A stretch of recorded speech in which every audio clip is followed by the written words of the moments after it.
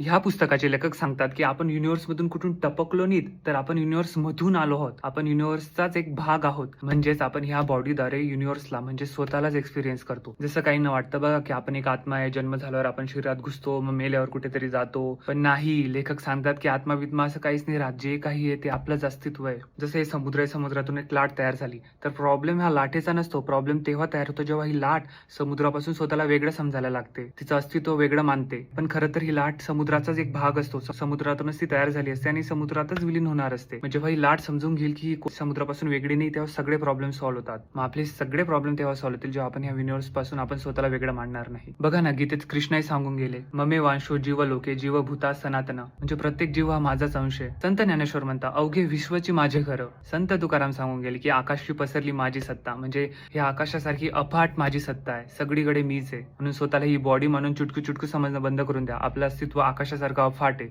पण हा अभिमान पण नाही चालावा, की अरे मी तर काहीतरीच आहे. पण हा अभिमान, हा इगो पण चालला जातो, जेव्हा ह्या गोष्टीचा खरा अनुभव आपल्याला होतो. आता आहे मला थोडा इगो, म्हणून तुम्हाला स्टाईलमध्ये असं ज्ञान देतोय. ज्या दिवशी अनुभव होईल ना, त्या दिवशी ज्ञान देणं बंद करेन आणि फक्त आपले देवाणघेवाण आणि मांजरींचे व्हिडिओ राहतील. मग जेव्हा आपल्याला समजतं ना, की आपणच युनिव्हर्स आहोत, आपल्यापेक्षा वेगळं असं काहीच नाही, तेव्हा ह्या गोष्टीचा खरा फायदा सुरू होतो. आपल्या आयुष्यातलं सगळं टेन्शन चाललं जातं. आपली भीती कमी होते. कंपॅरिझन करत नाही आपण कोणासोबत. लाईफचे प्रॉब्लेम आपल्याला प्रॉब्लेम वाटत नाही, तर एक खेळ सारखा आपण त्या गोष्टींना ट्रीट करतो. म्हणून स्वतःला फक्त ह्या बॉडी पुरता मर्यादित राहू देऊ नका. स्वतःला चुटकू चुटकू समजू नका. आपलं अस्तित्व फार मोठं आहे. बघा, तुम्ही ह्या गोष्टींना सिरियस घेतलं नाही ना, याच्यात माझा काही तोटा नाही. मी होऊन जाईल फार मोठा आणि तुम्ही असे चुटकू चुटकू राहून जाशाल. मग नंतर म्हणशाल, आणखी दादा तू तर फार मोठा होऊन गेला रे. अरे सांगत होतो तेव्हा ऐकलं नाही तुम्ही. म्हणून अजून पण वेळ गेली नाही. ऐका, स्वतःला समजून घ्या, पुस्तक वाचा. फक्त हेच नाही, ते सगळे पुस्तकं वाचा जे तुम्हाला तुमची खरी ओळख करून देतील. नाही तर बघा, मी चालला जाईल पुढे, तुम्ही राहून जाल चुटकू चुटकू.